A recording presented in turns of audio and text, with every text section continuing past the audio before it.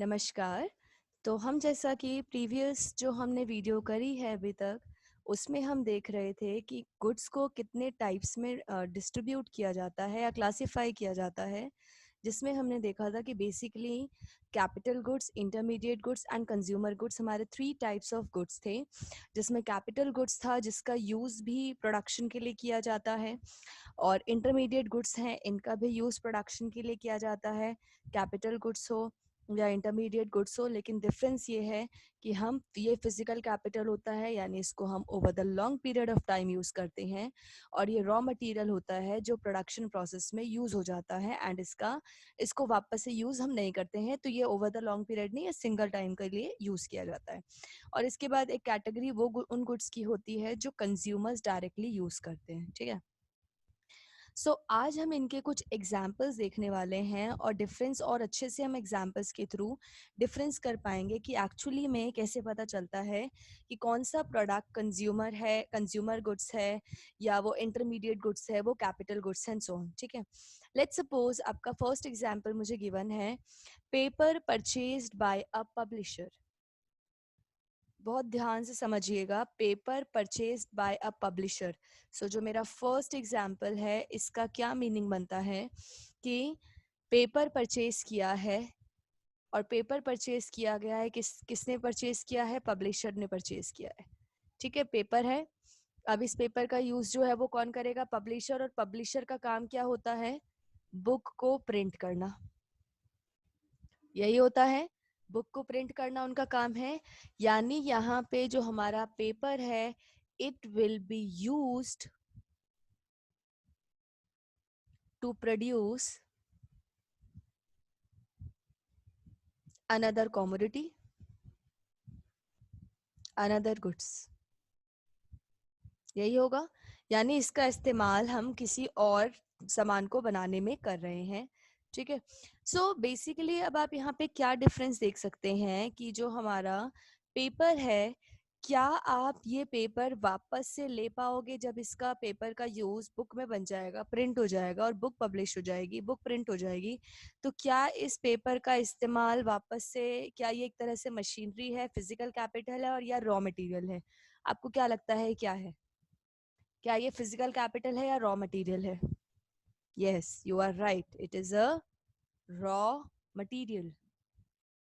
तो इस वजह से हम इसको क्या कहेंगे? This is an intermediate goods. ये हमारे लिए क्या है? इंटरमीडिएट गुड्स है। ठीक है, फर्स्ट एग्जाम्पल क्लियर है। इसी तरह से सेकेंड एग्जाम्पल हम देखते हैं एक बार। सेकेंड एग्जाम्पल हमें कह रहा है, purchase of rice by a consumer. Rice purchase किया है, ये एक प्रोडक्ट है जो डायरेक्टली कौन इस्तेमाल कर रहा है? कंज्यूमर। और कंज्यूमर अपनी नीड को सेटिस्फाई करने के लिए करेगा। क्या ये प्रोडक्शन के लिए यूज हो रहा है ये प्रोडक्ट? यस और no? No. That's why it will be known as, और it is a consumer goods. तो ये हमारा क्या है? कंज्यूमर गुड्स है। ठीक है। ठीक है। हमारा सेकेंड जो एग्जाम्पल है, it is the example of consumer goods. Third जो एग्जाम्पल है, this is the coal used by manufacturing firms. Right. Third example हमें बोल रहा है कि कोल यूज कर रहा है, परचेज किया है, एंड ये कोल कहाँ इस्तेमाल होगा? ये मैन्युफैक्चरिंग एक फर्म ने खरीदा है। अगेन, क्या ये कंज्यूमर गुड्स है? नहीं है, बिकॉज कोल का इस्तेमाल किसके लिए किया जाएगा? किया जाएगा इसको टू प्रोड्यूस अनदर कॉमोडिटी और अनदर गुड्स, किसी और चीज के लिए इसको बनाने के लिए इस्तेमाल किया जाएगा। तो क्या कोल का यूज सिंगल टाइम है या एक मशीनरी है? क्या ये फिजिकल कैपिटल है? फिजिकल कैपिटल भी नहीं है। That's why it is an intermediate good. ठीक है, इसीलिए ये एक तरह से क्या है? इंटरमीडिएट गुड्स है। ठीक है, समझ आया? हमारा इसी तरह से आपका जो फर्स्ट एग्जाम्पल था, उसमें यही था कि पेपर परचेज कर रहा है पब्लिशर, यानी वो बुक प्रिंट करेगा। दैट्स वाई ये एक इंटरमीडिएट गुड्स होगा। ये कंज्यूमर इस्तेमाल कर रहा है, इसीलिए कंज्यूमर गुड्स होगा। कोल का इस्तेमाल भी मैन्युफैक्चरिंग फर्म कर रही है, और मैन्युफैक्चरिंग का मतलब है प्रोडक्शन के लिए इस्तेमाल किया जाएगा और इसकी एग्जिस्टेंस खत्म हो जाएगी, यानी एक रॉ मटेरियल है। फोर्थ एग्जांपल है mobile set purchase by a consumer. एक कंज्यूमर ने मोबाइल खरीदा है, तो इसको प्रोडक्शन के लिए इस्तेमाल नहीं करा जा रहा, ये आपका खुद के यूज के लिए कर रहे हैं। कंज्यूमर जो है वो खुद के सेटिस्फैक्शन के लिए करेगा। सो ये एक तरह का कौन सा गुड है? ये कंज्यूमर गुड्स है, राइट। इसी तरह से fertiliser used by a farmer. Farmer क्या करते हैं? कल्टीवेशन करते हैं। कल्टीवेशन का मतलब है फर्टिलाइजर का इस्तेमाल किया जा रहा है प्रोडक्शन करने के लिए, और फर्टिलाइजर एक तरह से फिजिकल कैपिटल नहीं है। दैट्स वाई ये भी हमारा कौन सा गुड्स है? ये हमारे इंटरमीडिएट गुड्स है। समझ आया? ठीक है। Furniture purchase by a school. School ने फर्नीचर खरीदा है, ये वाला देखते हैं एक बार एग्जांपल। मान लो स्कूल वालों ने फर्नीचर खरीदे हैं। Furniture is purchased bye a school. School क्या कर रहा है? क्या स्कूल एक कंज्यूमर है या एक प्रोडक्शन करने वाली यूनिट है? यस। सो स्कूल एक प्रोडक्शन करने वाली यूनिट है, ये एक प्रोडक्शन यूनिट है जिसका काम है सर्विस को प्रोड्यूस करना। स्कूल एक प्रोडक्शन यूनिट है जो सर्विस को प्रोड्यूस करती है। अब फर्नीचर का इस्तेमाल कंज्यूमर नहीं कर रहा है, एक प्रोडक्शन यूनिट कर रही है, इसीलिए फर्नीचर का यूज हो रहा है टू प्रोड्यूस अनदर गुड। इस तरह से आप आइडेंटिफाई करोगे, टू प्रोड्यूस अनदर गुड हमारा फर्नीचर का यूज हो रहा है। ठीक है।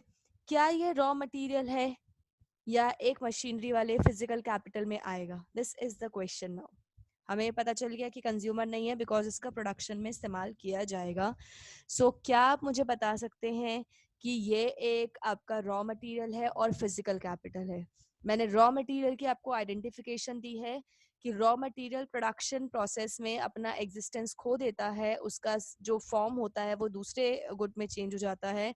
जैसे कोल आपका जल जाएगा, उसका उसके एशेस में वो कन्वर्ट हो जाएगा। इसी तरह से जो पेपर था आपका, पेपर जो है वो बुक उसके ऊपर प्रिंट हो जाएगा और फिर वो बुक की पेजेस में कन्वर्ट हो जाएगा, तो हमें वो चीज़ वापस नहीं मिलने वाली। लेकिन क्या फर्नीचर किसी और फॉर्म में चेंज होगा या furniture as it is use होगा? हम वुड की या लकड़ियों की बात नहीं कर रहे हैं, हम फर्नीचर की बात कर रहे हैं। अगर ये लकड़ी होता फर्नीचर बनाने के लिए तब हम कहते हैं कि उसका फॉर्म चेंज हो जाएगा, तब वो रॉ मटेरियल होता। लेकिन यहाँ पे फर्नीचर स्कूल इस्तेमाल कर रहा है और फर्नीचर एज इट इज रखे जाएंगे जो काफी सालों तक इस्तेमाल किए जाएंगे। That's why it is a physical capital. This is a physical capital.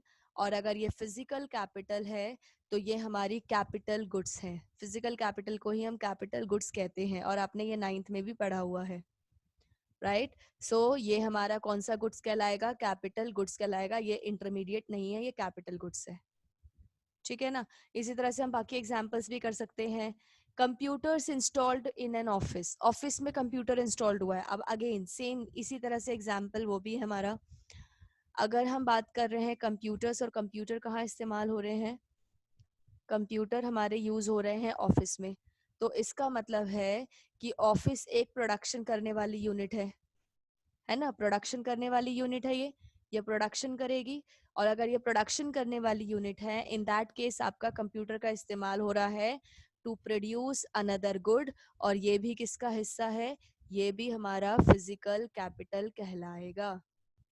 ये भी हमारा फिजिकल कैपिटल कहलाएगा, because over the long period हम कंप्यूटर को यूज करते हैं, ये एक तरह का रॉ मटेरियल नहीं है। दैट्स वाई हमारा फिफ्थ एग्जाम्पल भी जो है वो आपका कैपिटल गुड्स का एग्जाम्पल है। ये भी कैपिटल गुड्स का एग्जाम्पल है, ये भी कैपिटल गुड्स का एग्जाम्पल है।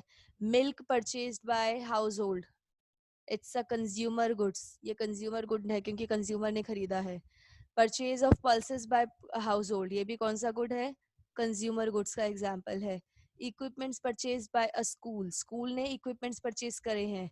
इक्विपमेंट का मतलब है कुछ सॉकेट खराब हो गया, बोर्ड है, या जो भी चीज़ें छोटी मोटी ज़रूरतों की चीज़ें होती हैं वो खरीदा है अगर, तो वहाँ पर भी इक्विपमेंट है। अगर मान लो सॉकेट्स हैं, बोर्ड्स हैं, या बहुत सारी अलग और दूसरी चीज़ें हैं, तो अगर इक्विपमेंट खरीदा गया है तो इक्विपमेंट भी रॉ मटेरियल नहीं होता है, ये भी हमारा फिजिकल कैपिटल का पार्ट होता है। यानी ये भी हमारे कौन से तरह के गुड्स कहलाएंगे? कैपिटल गुड्स कहलाएंगे। ठीक है। आई होप आपको इतने सारे एग्जाम्पल में डिफरेंस समझ आ गया होगा कि कैपिटल गुड्स क्या होते हैं, कंज्यूमर गुड्स क्या होते हैं और इंटरमीडिएट गुड्स क्या होते हैं। ठीक है, सो बस मेरे इस कुछ एग्जाम्पल कराने का मकसद यही था कि आपके जो में हमने प्रीवियस टॉपिक में, प्रीवियस वीडियो में जो हमने टाइप्स ऑफ गुड्स किए हैं, उस टाइप्स ऑफ गुड्स का मीनिंग मैं आपको समझा सकूं। ठीक है, अब एक लास्ट चीज़ है जो मैं यहाँ पे एक कंक्लूजन निकालना चाहूँगी, जो एक हमारा हमारे जो भी ये हमने इतने सारे एक्स्ट्रा नॉलेज करी है, ये आपके बुक में जो चीज़ें गिवन है उसको समझने के लिए काफ़ी ज़्यादा इंपॉर्टेंट हो गया था, बिकॉज वहाँ पे ये वर्ड्स यूज़ किए गए हैं, intermediate goods and final goods, तो इसीलिए मुझे उसको आइडेंटिफाई कराना बहुत ज़रूरी था आपके लिए। ठीक है, so now we will move, basically हम ये देखेंगे कि हमारा जो है एक मेन हेडिंग जो गुड्स की है वो है इंटरमीडिएट। अभी के लिए आपको इंटरमीडिएट गुड्स एक तरह से किस में ट्रीट करना है, रॉ मटेरियल। और रॉ मटेरियल का मतलब क्या होता है कि ये किसी दूसरे गुड को प्रोडक्शन करने में जा रहा है और ये अपनी एग्जिस्टेंस खो देगा।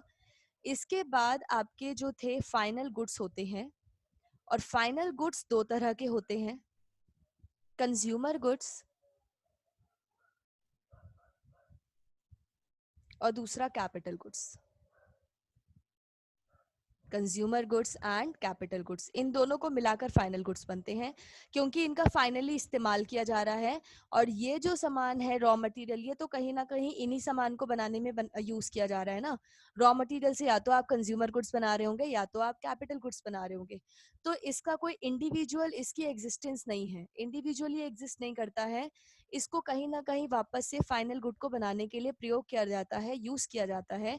इसीलिए जो अल्टीमेट गुड्स इकोनॉमी में प्रोड्यूस होते हैं वो फाइनल गुड्स के बारे में हम जानते हैं। तो फाइनल गुड्स होते हैं हमारे consumer goods and capital goods.